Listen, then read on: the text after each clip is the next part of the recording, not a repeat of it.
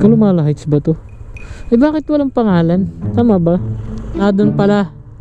Kalumala Heights. Ito yung lighthouse mga paps.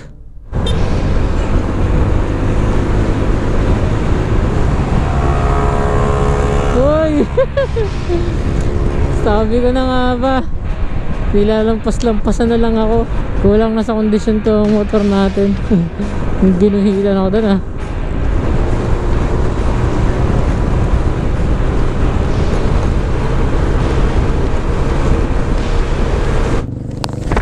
Magandang araw po.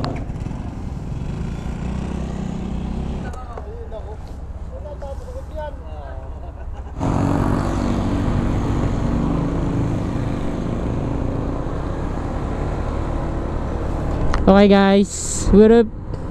First time ko ma-checkpoint dito sa may Mabini. Pero goods naman tayo dyan sa mga checkpoint na yan.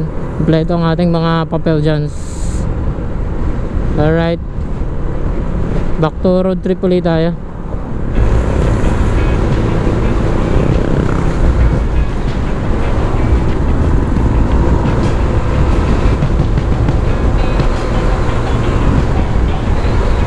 Gas up muna tayo.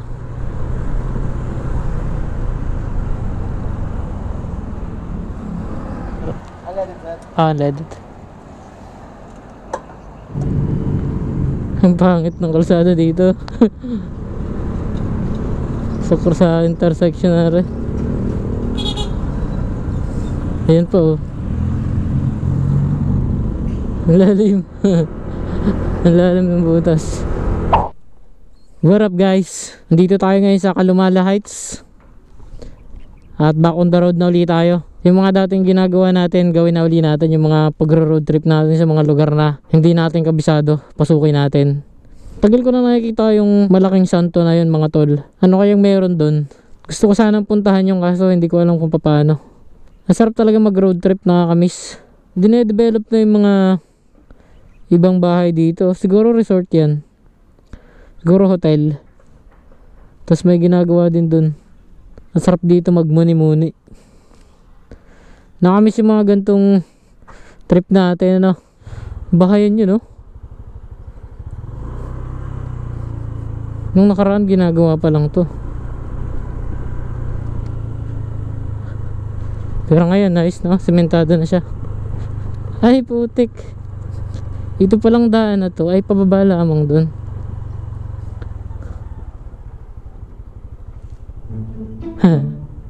Saan kaya itong daan na to?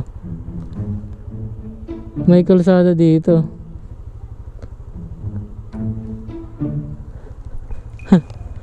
Hindi ko alam kung pa saan yan. Huwag na nating alamin muna sa ngayon. Meron pala dito ang mga kalsada din sa dulo na to. Ang sarap dito.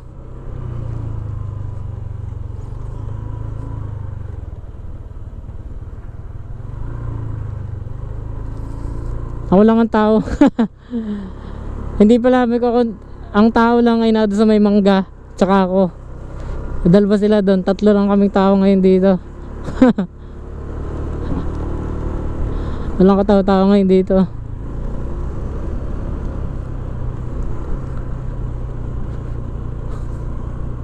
Ang laki ng barko doon, oh. We are one in Bawan. Parting yun. Yung may building na mataas na yun. Ako nakikitang parang White House dun. Lighthouse ba? Lighthouse. Alamin natin kung saan yan. Puntahan natin ngayon. Parang maganda dun, natatanaw ko. Pero parang mukhang subdivision. Sana makapasok tayo pag pumunta tayo dun. Pero sa ngayon, dito muna tayo. Tambay muna tayo ng konting oras dito sa Kalumala Heights. Kalumala Heights ba to? Eh bakit walang pangalan? Tama ba? Oo nga, Kalumala Heights. Hindi ko kasi nakikita dito, walang pangalan. Doon pala. Kalumala Heights. Alright. Tambay muna tayo saglit. Check muna natin tong camera natin kung may sound. Kasi nung nakaraan, walang sound to. Imik ako ng imik, wala palang sound tong video natin. Sira pala yung mic natin. Sayang lang yung mga pinagsasabi ko dun. Hindi pa naman ako marunong mag voice over. Puntahan na natin yung lighthouse na nakita natin dito. Uy, may dumating na dito. Couple.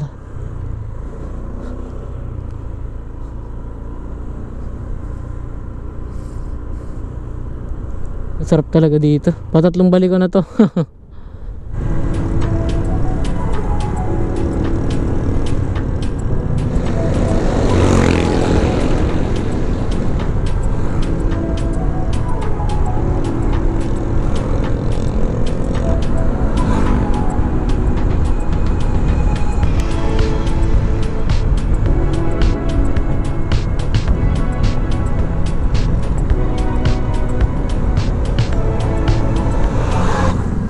May bagong gawang daan dito.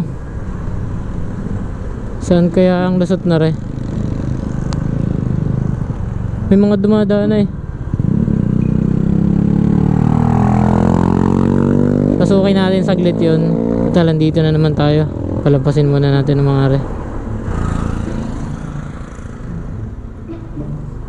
Pasukin natin tong bagong gawang kalsada na to, pero hindi pa tapos. Pero may mga dumadaan na. Kung sakaling dead end na sa dulo kahit malayo, babalik naman tayo, di ba? Kaya okay lang, pasukin na natin.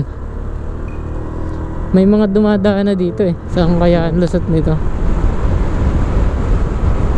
Mukhang private ata to.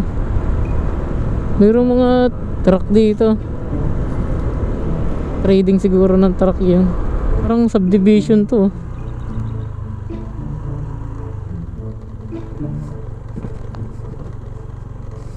Provincial road. Provincial road din eh. Ano tong pinasok ko na to?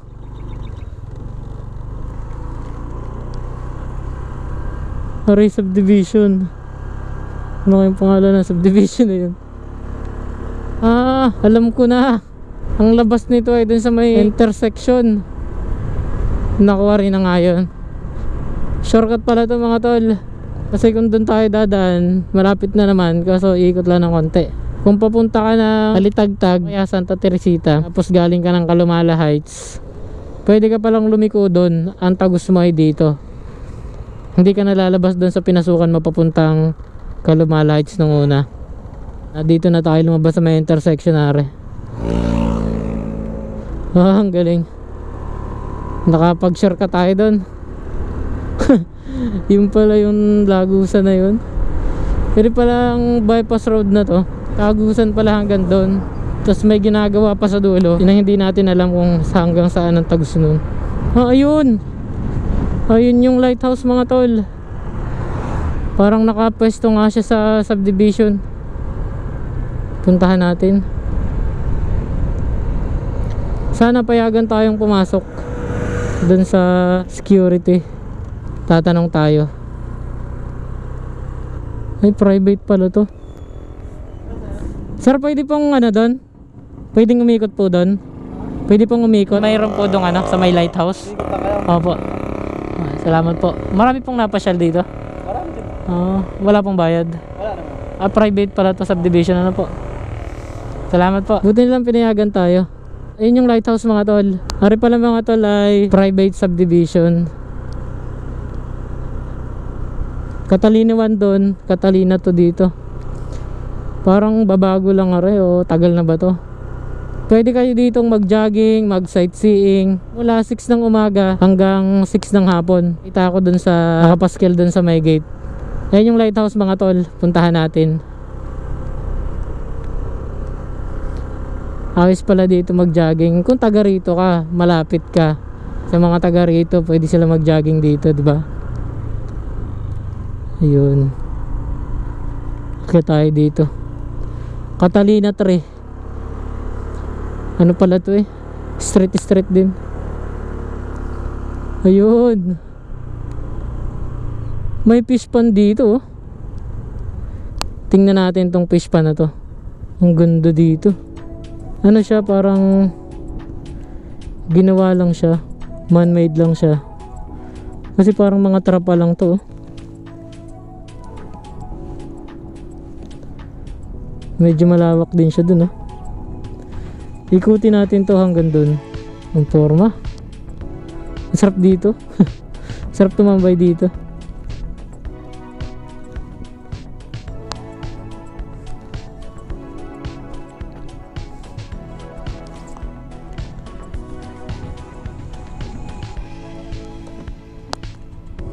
ikutan natin tong may lawa-lawa na to.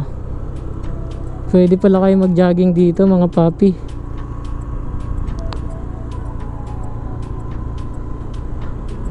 Ang linis dito. Tapos yung pagpunta nyo dito walang bayad. Hari pala yan ano. Wala na pala dito ang daan.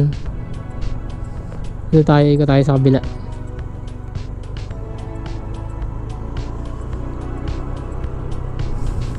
Kung may drone sana tayo. Ang gandang kuhanan nito.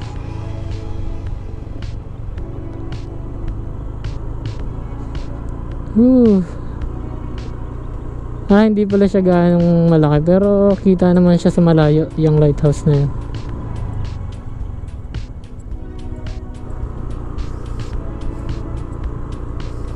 May isda kaya dyan? Hindi na-develop pa tong parting to. So bago pa lang talaga tong subdivision siguro na to. May mga nagdidilig dun, oh. Sila siguro yung nagme-maintain. Dito yung lighthouse mga paps. Kung may drone tayo, sarap nitong kuhanan dito. Wala tayo nun. Tamang camera lang muna tayo ngayon. Ang lawak din itong man-made lake na to. Pwede pala ditong tumambay eh.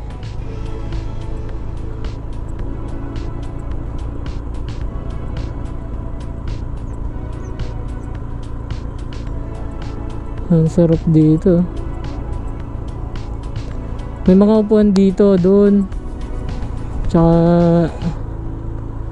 doon may upuan din.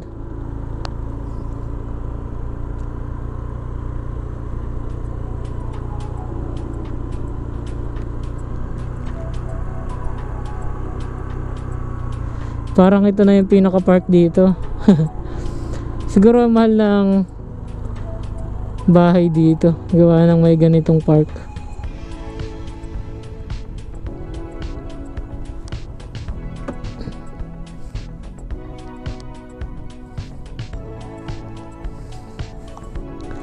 Pag ikaw ay nadulas dyan, hindi ka makakahon dyan kasi hindi ka makakapit sa trapal. May upuan dun, may upuan dun mga tol. May upuan din dito, pwede kayong tumambay. Pwede kayong tumambay dito mula 6 ng umaga hanggang 6 ng hapon. Sarap dito. Napakaliwalas dito. Sarap dito mag-jogging. Ayos pala dito mag-date eh. Kung meron kayong kung meron kayong mga syota o kaya magkakaibigan kayo, pamilya nyo, pwede pala kayo dito mag-unwind. Ayos pala dito. Sarap dito tumambay, magpahangin, mag-jogging, mag-bike. Naliligaw na tayo mga paps. Ganda ng lugar na to. Private subdivision siya pero pwede kayo ditong mag-jogging, mag-bike, sightseeing. Basta mula 6 ng umaga hanggang 6 ng hapon. Sir, salamat po. So ayun, nakalabas na tayo ng ano to? Catalina Residences. I love Catalina Lake Residences, Bawan, Batangas. Ang ganda nung ano. Kung ano yung nasa picture niya, ganun talaga yung nasa personal. Tapos bahagi pa rin pala to nung ano, nung subdivision, no? Catalina Residences. Area tayong Catalina Residences. Mga condo siguro. Tapos siguro yung pinakang park niya parang kabilang are. Oh, ang galing. Mahal siguro ng condo na yan. Ikot naman tayo ng Alitagtag o ng Cuenca. Kasi lagi na tayo ditong dumadaan eh. Maramay ba naman, doon naman tayo sa kabila dumaan. Palobot na din yung ating camera. So baka hanggang dito na lang yung mga footage natin mga tol. Sa mga taga Batangas dyan o sa mga taga Quezon na makakapanood nito, sana mag-comment kayo kung saan maganda pang puntahan natin. Yung mga gustong pumunta sa isang lugar na yon, yung pa kayang puntahan, comment nyo dito at pupuntahan natin para maipakita ko sa inyo kung ano yung makikita nyo dun sa lugar na gusto nyong puntahan. Okay, nasa labas na tayo ng highway. Ang way na to ay papunta na ng Alitagtag. So baka dito na natin tapusin tong episode ngayong araw kasi palobot na yung ating camera. So yun lang mga tol, ride safe lagi. Let's go.